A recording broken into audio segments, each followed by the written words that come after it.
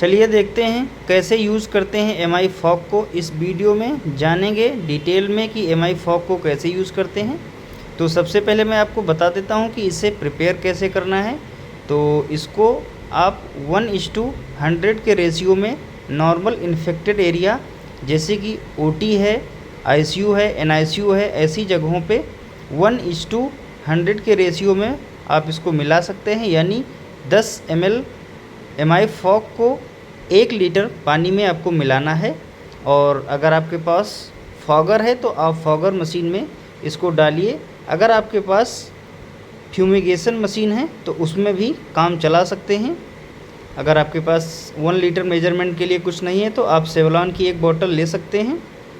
इसमें फुल बोतल पानी आपको अपनी फॉगिंग मशीन में नीचे डाल देना है और एक 10 ml का सिरिंज लेना है, जिससे एम.आई फॉग 10 ml ले लेना है और 10 ml एम.आई फॉग को इसी के अंदर डाल देना है।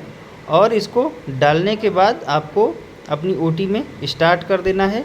अगर आपने कोई एचसीवी रिएक्टिव या एचआईवी रिएक्टिव पेशेंट का आपने ऑपरेशन किया है या कोई भी सर्जिकल प्रोसीजर की है तो फिर आप वहाँ पर इसका जो रेशियो है वो बढ़ा सकते हैं, इसका कंसंट्रेशन बढ़ा सकते हैं। बट दोस्तों ये डायरेक्ट यूज़ के लिए नहीं होता है, हमेशा इसको डाइल्यूशन से ही यूज करना है, डाइल्यूट करके ही यूज़ किया जाता है। अदरवाइज़ ये बहुत ही हाईली इन्फेक्टेड है, हाईली पावरफुल डिसइंफेक्टेंट है। अगर आप इसे डायरेक्ट यूज़ करते हैं तो आपको बहुत नुकसान हो सकता है, आपके हाथों में भी ये इरिटेशन कर सकता है। ये देखिए हमने 10 ml भर लिया है। अब हम इसको इसी 1 लीटर पानी में डाल देंगे और ये रेडी टू यूज़ हो जाएगा।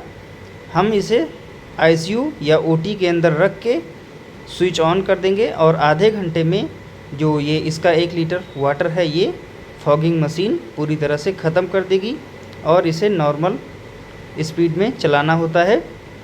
दूसरी चीज़, अगर आप इससे इंस्ट्रूमेंट भी स्टेलाइज करना चाहें, मान लीजिए अगर आपका किसी समय ऑटोक्लेव ख़राब हो सकता है, ख़राब हो जाता है, कुछ भी दिक्कत आ जाती है, तो उस केस में आप इसे डायरेक्ट यूज़ भी कर सकते हैं इंस्ट्रूमेंट स्टेलाइजेशन के लिए।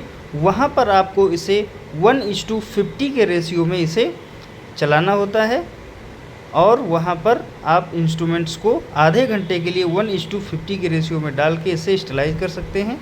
देखिए हमने फॉगर मशीन ऑन कर दी है और आधे घंटे तक ये चलती रहेगी और हमारी ओटी स्टेलाइज हो जाएगी। अब मैं फ़ोन लेकर यहाँ से निकलता हूँ और वीडियो रिकॉर्डिंग बाहर से करूँगा। तो चलिए अब इसके डिटेल में आपको मैं बताता हूँ कि इसे कैसे यूज़ करना होता है, कहाँ कहाँ पर किस डाइल्यूशन में यूज़ करना है।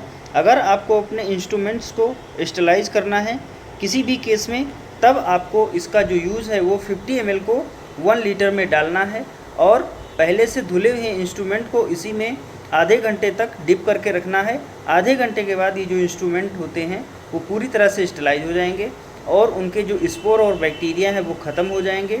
तो आप इसका यूज़ डायरेक्ट इस तरह से कर सकते हैं इंस्ट्रूमेंट स्टेलाइजेशन के लिए, पर ये परमानेंट नहीं है।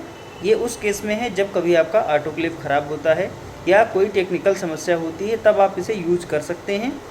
हाँ, यहाँ पर एक चीज़ और ध्यान रखनी है, जब आप इससे स्टेलाइज करेंगे इंस्ट्रूमेंट को तो उसके बाद आपको जो वाटर है वो पूरी तरह से स्टेलाइज होना चाहिए, या फिर आप नॉर्मल सलाइन का यूज कर सकते हैं धोने के लिए, तभी जाकर आप बॉडी पे यूज़ कर पाएंगे इंस्ट्रूमेंट को। अदरवाइज ये जो केमिकल है वो बॉडी के अंदर काफ़ी ज़्यादा हार्म करेगा, काफ़ी ज़्यादा नुकसान कर सकता है। तो इससे स्टेलाइज करने के बाद आपको स्टेलाइज वाटर से उन इंस्ट्रूमेंट्स को धोना है या नॉर्मल सलाइन से धोना है। अगला यूज आता है हमारा फॉगिंग के लिए। तो हमने पहले भी बताया फॉगिंग के लिए इसे 10 ml डाइल्यूशन जो है उसे 1 लीटर वाटर में मिक्स करके यूज़ करना होता है। अगला हमारा यूज होता है डिसइंफेक्शन के लिए। सपोज़ आपने कोई एचसीवी रिएक्टिव केस कराया या फिर आपको लगता है कि कोई एरिया जो है वो क्लीन करना है, उसको उसका सरफेस क्लीन करना है, वहाँ पर बैक्टीरिया हो सकते हैं, या आपको किसी एक पार्टिकुलर सरफेस पर काम करना है, तो आप वहाँ पर इसको 1:200 के रेशियो में यूज कर सकते हैं।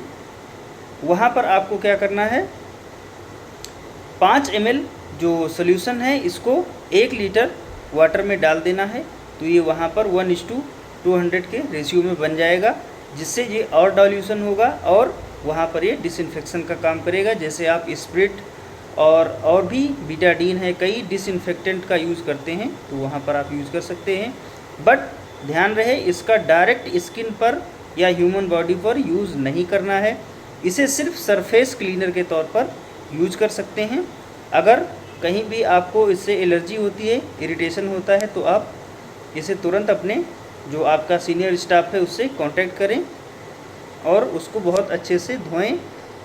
मैं सुबह काम करते टाइम थोड़ा सा, ये देखिए मेरे हाथ आपको दिख रहे होंगे, ये फार्मोलिन की वजह से मेरे हाथों में लग गया था, तो देखिए बहुत छोटे छोटे क्रैक्स आ गए हैं। मैं फार्मोलिन से सुबह हाथ मेरे डैमेज हो गए थे, जल गए थे। तो इन चीज़ों का ध्यान रखें। और अगर आपको इससे रिलेटेड कोई भी क्वेश्चन और हैं तो आप मुझे कमेंट कर सकते हैं, मैं आपको तुरंत रिप्लाई करूँगा।